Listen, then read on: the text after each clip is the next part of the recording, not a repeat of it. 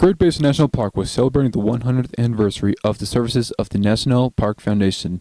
A ceremony was held to commemorate the milestone for the foundation and unveiled a new observatory. Attendees were among the first. Katya Kunkel, one of the student success advisors here. So, Katya, why should people register for next term? Registration for next term is really important because it's going to ensure that you actually have the classes that you want. Even though we are a smaller school, our classes can fill up very quickly. So it's important to register as soon as you can in order to ensure that you get the best chance that you're going to be able to actually take what you want to take next semester. All right, so what are the deadlines for signing up for next semester? The deadline is going to depend on how many completed plus in-progress credits you have, and you can check that by going to your degree works on your SUU portal. So freshmen who have fewer than 30 and complete plus in-progress credits are going to be registering on November 16th. Sophomores are going to be registering on November 14th, juniors on November 11th, seniors on November 8th. And if you're in the honors program, ROTC, or athletes, you'll be registering a little bit earlier than that as well. All right, and so will this help with other scheduling things?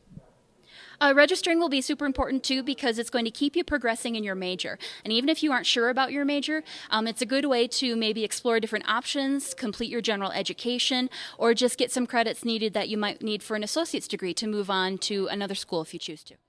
Disability Awareness Week was a huge success overall, and the obstacle course was very great at teaching kids about the whole points of vision impairment and reflexes as well.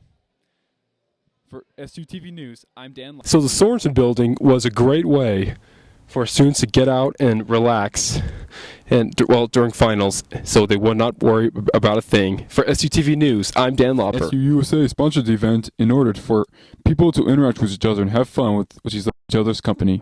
And that's how finals are set up for. And for SUTV News, I'm Dan Lauper. In this weekend in sports, the men's cross-country squad are taking part in the Joe Payne Notre Dame Invitational in Indiana on Friday. They're coming off an 8th place finish in the Roy Groyak Invitational, and they are more motivated to face off against their competitors and, better yet, get the win at the home of the Fighting Irish. Best of luck, guys.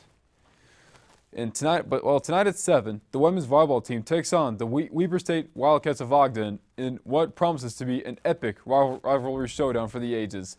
The crowd is expected to go wild, incredibly wild, and don't forget, free pizza will be given out during the game. Can the T-Birds get back to their winning ways? We are about to find out. And finally, the softball team is headed to St. George, Utah to take on the Dixie State Trailblazers on Friday at 5. The girls have just started their season and are eager to start the season off out on a high note with a big win. But can they do so? We will see very soon, and hopefully their hard work over the summer will pay off.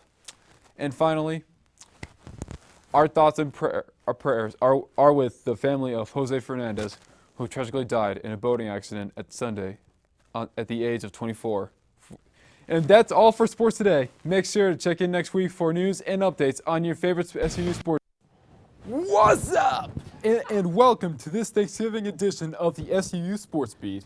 I'm Dan Lauper, and boy, do we have some results that are quite the ones we would like to share, because they were that exciting. So let's get to it with the main course of turkey, shall we? Or should we say football? The T-Birds football team wrapped up their season with a statement win over the Northern Arizona Lumberjacks in the defense of the Hinn-Burdick Grand Canyon Trophy on Saturday. Patrick Tyler tied the single-game touchdown record with 5 touchdowns, including 3 to Mike Sharp, who became the second all-time leader in career touchdowns with 29. Malik Brown followed suit by scoring 2 more of his own, and the defense did their job by keeping the Lumberjacks out of the end zone during the second half to seal the 48-21 win to give the T-Birds their second straight winning record with 6 triumphs. Unfortunately, it wasn't enough for a playoff berth as the win proved too little too late, all despite a 5-3 conference record. The Big Sky will be represented by 4 teams, but SU isn't one of them. However, the sky is the limit for the team as they will start preparing for next season. And I'm Dan Lauper. And I'm Sydney Brown. And I'm Royce Dillons. Make sure to tune in next week for a fresh show full of news.